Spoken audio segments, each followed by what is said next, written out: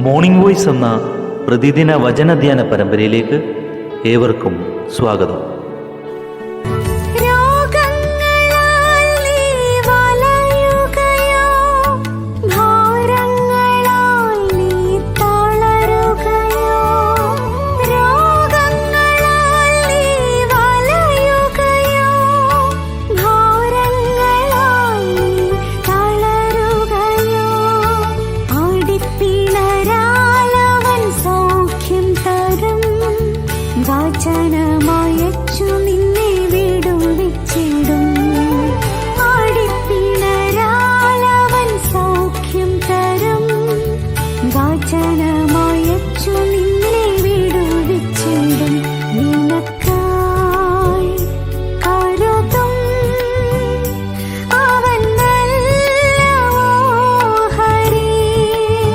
ഇന്ന് നമ്മോട് ധ്യാനചിന്ത പങ്കുവയ്ക്കുന്നത് സുശേഷകൻ ജെയിംസ് എം തോമസ് നെടുമ്പാശ്ശേരി.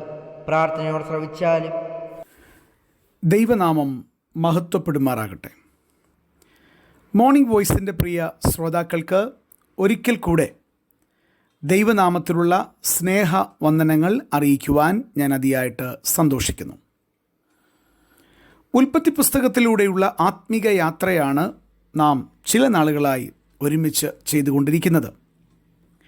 ഇന്നും കർത്താവിൻ്റെ കൃപയിൽ ആശ്രയിച്ച് നാം ഉൽപ്പത്തി 12-ാം അധ്യായത്തിലേക്ക് തിരിയുകയാണ്.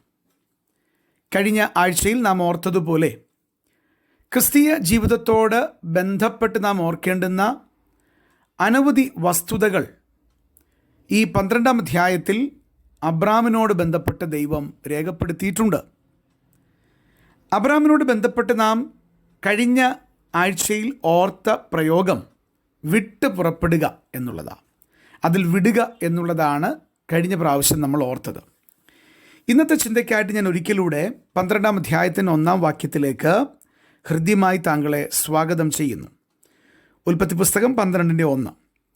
യഹോവ അബ്രാമിനോട് അരുളി ചെയ്തത് എന്തെന്നാൽ, നീ നിൻ്റെ ദേശത്തെയും ചാർച്ചക്കാരെയും പിതൃഭവനത്തെയും വിട്ട് പുറപ്പെട്ട് ഞാൻ നിന്നെ കാണിപ്പാനിരിക്കുന്ന ദേശത്തേക്ക് പോകാം. അവിടെ ഒന്നാമതായിട്ട് വിട്ടു പുറപ്പെടുക എന്നുള്ളതാണ്. നാം ഓർത്തതുപോലെ വിടുക എന്നുള്ളത് ഓർത്തു. അതിൽ ക്രിസ്തീയ ജീവിതത്തിൽ സകല ഭാരവും മുറുകെ പറ്റുന്ന പാപങ്ങളും വിട്ട് നാം പോകണം എന്നുള്ളത് ഓർക്കുകയുണ്ടായി. ഇവിടെ അബ്രാമിനോട് ദൈവം വിളിച്ചിറക്കി കാണിക്കാനിരിക്കുന്ന ദേശത്തേക്ക് പോകാനായിട്ട് ആവശ്യപ്പെടുമ്പോൾ ദൈവം പറഞ്ഞു, അബ്രാമേ നീ വിടണം. വിട്ടാൽ മാത്രം പോരാ, വിട്ടിട്ട് നീ അവിടെ നിൽക്കുകയല്ല വേണ്ടത്. അബ്രാം വിട്ടിട്ട് ഊരിൽ തന്നെ താമസിച്ചിരുന്നെങ്കിൽ സ്ഥിതി വളരെ വ്യത്യസ്തമാകുമായിരുന്നു, പരിതാപകരമായിരുന്നു.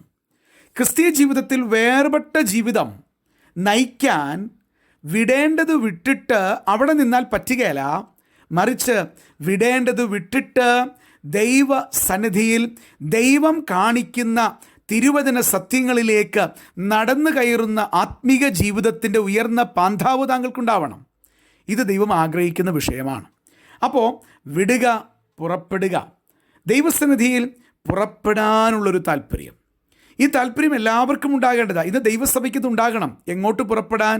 നമ്മുടെ നാടിനെ നോക്കി കർത്താവിൻ്റെ കാഹളം ധ്വനിക്കുന്ന സമയം ഏതാണെന്ന് നമുക്ക് അറിഞ്ഞുകൂടാ.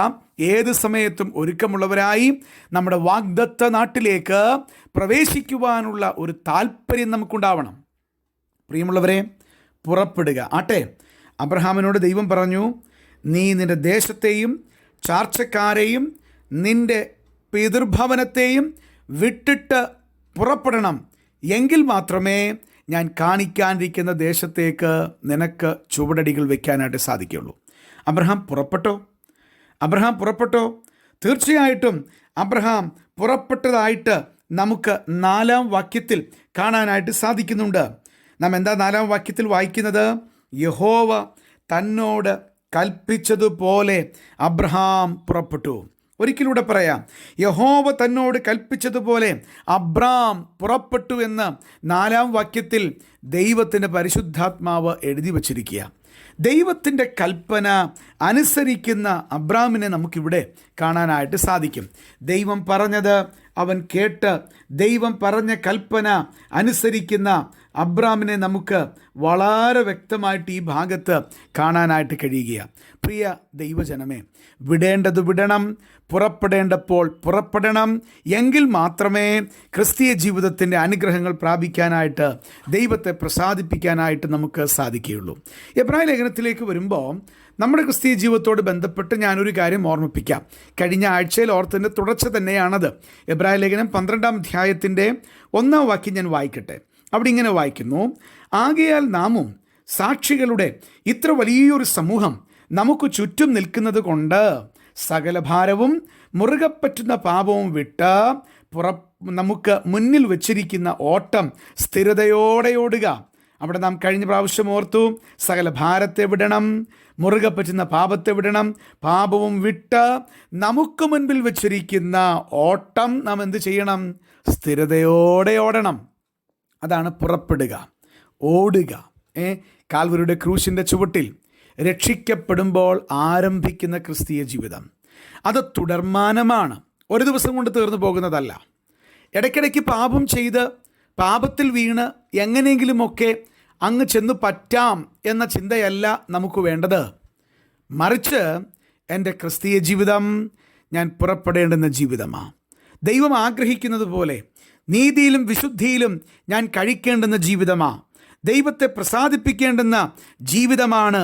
അതുകൊണ്ട് ഇവിടെ അബ്രാം ചെയ്തതുപോലെ ഈ പറയുന്ന ഊരിൻ്റെ മണ്ണ് വിട്ട് പുറപ്പെടാൻ പറഞ്ഞപ്പോൾ അബ്രാം ദൈവം കൽപ്പിച്ചതുപോലെ പുറപ്പെട്ട് അനുസരിച്ചു. അതുകൊണ്ടാണ് അബ്രാമിന് പിൽക്കാലത്ത് വേദപുസ്തക താളുകളിൽ അനുഗ്രഹീതമായ സാക്ഷ്യം ലഭിച്ചത്. ഇന്നും നാം അബ്രാമിനെ പറ്റി ഈ നിമിഷവും ചിന്തിച്ചു കൊണ്ടിരിക്കുന്നത്. എന്നാൽ അബ്രാം പുറപ്പെടാതിരുന്നെങ്കിലോ നാം ഈ രീതിയിൽ അബ്രാമിനെ ഓർക്കയില്ലായിരുന്നു. ആട്ടെ, അങ്ങനെ അബ്രാം പുറപ്പെടാതിരുന്നെങ്കിൽ ദൈവിക പദ്ധതിക്ക് മാറ്റം വരുമായിരുന്നോ? ഇല്ല. ദൈവത്തിൻ്റെ പദ്ധതികൾക്ക് ഒരിക്കലും മാറ്റം വരികയില്ല. മറിച്ച് ദൈവം പറയുന്നത് കേൾക്കാത്തവർക്കുള്ള അനുഗ്രഹങ്ങൾ നഷ്ടപ്പെടും.